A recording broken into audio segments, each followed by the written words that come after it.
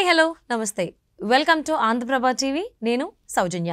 Harihara Veeramallu deputy CM అలాగే Pithapuram MLA Pawan Kalyan గారు నటిస్తున్నటువంటి cinema. So దీనికి సంబంధించి మాట వినాలి అనే పాటకు సంబంధించిన ప్రోమో 17 సెకండ్లు, అలాగే పాట కూడా కంప్లీట్గా రిలీజ్ అయింది.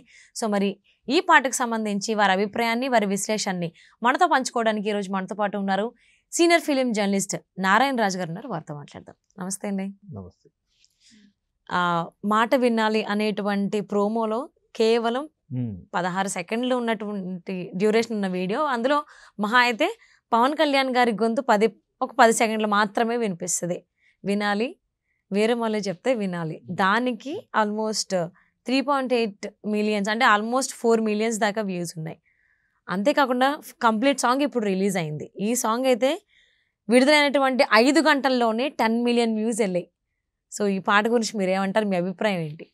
ఇప్పుడు మీరు చెప్తున్నట్టు వీరమల్లు పాటకు లభిస్తున్న వ్యూవర్షిప్ చూస్తుంటే ఆ సినిమా మీద ప్రేక్షకులు ఎంత ఆసక్తిగా ఎదురు చూస్తున్నారనేది మనకు స్పష్టమవుతుంది. ఆ సినిమాకు సంబంధించి ఎలాంటి అప్డేట్ వచ్చినా సరే ఆయన ఫాలోవర్స్ ఎగబడి తెలుసుకునేందుకు ప్రయత్నిస్తున్నారు, దాన్ని షేర్ కూడా చేస్తున్నారు.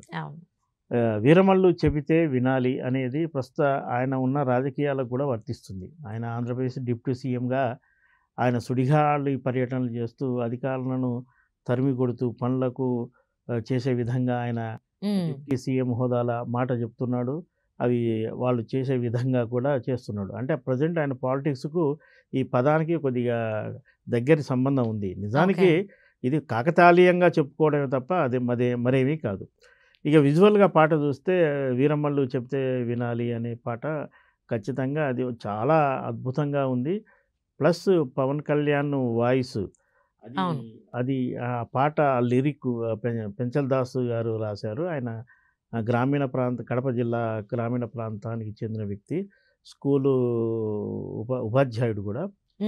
ఆయన పెక్యులర్ వాయిస్, ఆయన రచన కూడా పెక్యులర్గా ఉంటుంది. గతంలో మనకున్న సమాచారం ప్రకారం కృష్ణార్జున యుద్ధం, ఆయన అరవింద సమేత, శ్రీకారం, ఇలా ఈ సినిమాల ద్వారా ఆయన తెలుగు ప్రేక్షకులకు పరిచయం అయ్యాడు. ఆయనకు పాపులారిటీ వచ్చినప్పటికీ కూడా రెగ్యులర్ ఫార్మేట్లో ఆయన పడిపోకుండా ఎంపిక చేసుకున్న పాటలనే మనకు అందిస్తున్నాడు. మీకు బాగా గుర్తుంటే మనకు కాశ్మీర్కి చెందిన కైలాష్ ఖేర్ వాయిస్ కూడా ఇలా పెక్యులర్గా ఉంటుంది. ఈయన వాయిస్ కూడా అలా పెక్యులర్గా, మన తెలుగులో ఇంత పెక్యులర్ వాయిస్ అరుదుగా వస్తుంటుంది. ఇక పాట సాహిత్యం అద్భుతంగా ఉంది. అంటే క్యారెక్టర్ వీరమల్లు అనే క్యారెక్టరు ఒక పోరాట యోధుడు గాథ. పోరాట యోధుడు అంటే ఖచ్చితంగా ఆయన ఒక టీంను మెయింటైన్ చేస్తూ ఉండాలి. ఆ టీమును ఉత్తేజపరచడానికే లేదా వాళ్ళను ఒక యుద్ధానికి లేదా ఒక పోరాటానికి సంసిద్ధులు చేసే ప్రయత్నంలో ఈ పాట పాడినట్టుగా మనకు ఆ విజువల్స్ చూస్తే అర్థమవుతుంది. కో ఆర్టిస్టులు కొంతమంది ఉన్నప్పటికీ ఆ షూట్ మొత్తం పవన్ కళ్యాణ్ మీదనే ఉంది. పవన్ కళ్యాణ్ డేట్స్కు తగినట్టుగానే అది షూట్ చేసినట్టున్నారు. ఎందుకంటే ఆయన ఒక ఇండోర్ స్టేడియంలో లేదా ఇండోర్ ఫ్లోర్లోనే షూట్ చేసిన పాట అది. ఈ పాట ద్వారా ఈ పాట జనాల్లోకి వచ్చేసింది కాబట్టి ఈ సినిమా మీద అకస్మాత్తుగా పెద్ద హైప్ క్రియేట్ అయింది. ఈ పాట ఆ సినిమాని ఎక్కడికో తీసుకెళ్తుందని మనకు స్పష్టమవుతుంది. ప్రజెంట్ ట్రెండింగ్లో ఉన్న ఈ పాట ఇంకా ముందుకు వెళ్ళి అద్భుతమైన ట్రెండ్ క్రియేట్ చేస్తుంది. ఇప్పటివరకు మనం ట్రెండింగ్లో ఉన్న పాటల్లో మనం సంక్రాంతికి వస్తున్నాం సినిమాల్లో ఒక ఎంటర్టైన్మెంట్ పాటలు అవి. కానీ ఈ వీరమల్లు పాట ఎంటర్టైన్మెంట్ పాట కాదు, అది ఒక ఉత్తేజం కలిగించే పాట, ఒక కామన్ మ్యాన్ మనోభావాలకు అద్దం పట్టే పాట. ఇది క్రియేట్ అవుతాయి, జనాలకు వెళ్తుంది ఈ పాట, జనాలకు ఈ సినిమాను తీసుకెళ్తుంది. బహుశా ఈ సినిమా ఎప్పుడు వస్తుందా అన్న ఆతృత ఉంది జనాల్లో. దీనిపైన చిత్ర నిర్మాణ సంస్థ స్పష్టత ఇవ్వాల్సిన అవసరం ఎంతైనా ఉంది. అంటే ఈ పెంచల్ దాస్ గారు రాసినటువంటి లిరిక్స్ వలన అంత ఇన్స్పిరేషన్గా ఉంది song. At the same time Pawan Kalyan గారు నేరుగా పాడినటువంటి పాట, కీరవాణి గారు సంగీత దర్శకత్వం వహించడం జరిగింది. అంటే ఆ లిరిక్స్ వలన లేకపోతే పవన్ కళ్యాణ్ పాడడం వలన ప్రజాదరణ అంత పొందుతుంది అంటారు? ఈ పాటకు పవన్ కళ్యాణ్ పాడడం ఒక ఎత్తు అయితే, పవన్ కళ్యాణ్ తనే పాడేందుకు ఈ లిరిక్ ఉత్తేజపరిచిందని చెప్పవచ్చు. ఎందుకంటే ఆ లిరిక్లో అంత బలం ఉంది. పవన్ కళ్యాణ్ ఒరిజినల్ క్యారెక్టర్ కూడా ఒకరికి హెల్ప్ చేయాలి, ఒకరి కోసమే మనం జీవించాలి అనే తత్వం ఆయనది.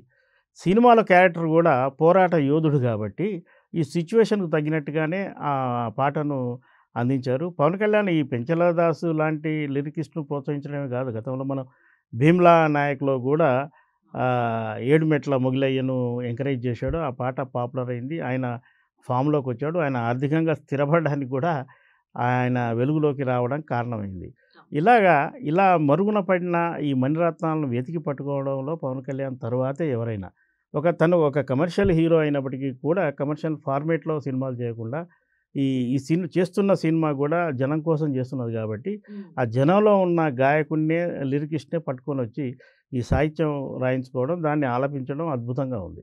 అందులోనూ ప్రోమో రిలీజ్ అయింది కదా! 'మాట వినాలి' అనే పాటకు సంబంధించి, వినాలి వీరమల్లు చెప్తే వినాలి అని చెప్పేసి అని మొత్తం సాంగ్‌లో కూడా ఉంది. చెప్తే వినాలి అన్నట్టుగా.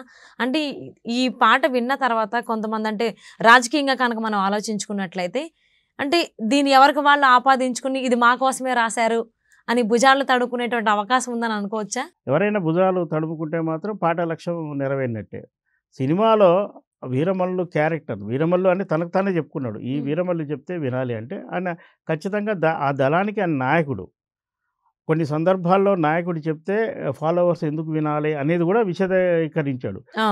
ఆ రోజు అంటే ఇది 17వ శతాబ్దానికి సంబంధించిన కథ అంటున్నారు కాబట్టి, ఆ రోజున్న పరిస్థితుల్ని, ఆ రోజులు ఉన్న పాలకుల పాలన తీరు పట్ల ఆయన ఎండగడుతూ ఎందుకు ఉద్యమం చేయాలి, ఈ కారణాలున్నాయి అన్న భావాన్ని తన పాట ద్వారా వ్యక్తపరిచాడు. ఇక ప్రజెంట్ విషయానికి వస్తే ఆయన ఆంధ్రప్రదేశ్లో డిప్యూటీ సీఎం కాబట్టి ఆయన చెప్తే వింటే తప్పేం లేదు. ఆయన ఏమి అవినీతి చేయమనో, బియ్యం అమ్ముకోమనో, మరొకటి చేయమని చెప్పట్లే కదా. ప్రజలకు బెటర్మెంట్ ఇవ్వాలంటే మీరు కష్టపడాలి అని అధికారులకు చెప్తున్నాడు. తన సహచరులకు కూడా చెప్తున్నాడు. అంటే ఇంతకు ముందు రిలీజ్ అయినటువంటి పవన్ కళ్యాణ్ గారి సినిమాల్లో కూడా కొన్ని డైలాగ్స్‌ని మా కోసమే చెప్పారు, మమ్మల్ని ఉద్దేశించి చెప్పారని చెప్పేసి అని కొంతమంది పార్టీ వాళ్ళు, అంటే ఏ పార్టీ అని మనకు తెలిసిందే. సో ఆ పార్టీ వాళ్ళు అనుకోవడం జరిగింది. దానికి సంబంధించి వాళ్ళు కామెంట్స్, ప్రెస్ మీట్లు కూడా పెట్టారు. మరి దీని గురించి ఏమైనా పెడతారా? ఎలా రియాక్ట్ అవుతారనేది చూద్దామండి. Thank you so much Narayana Raju గారు.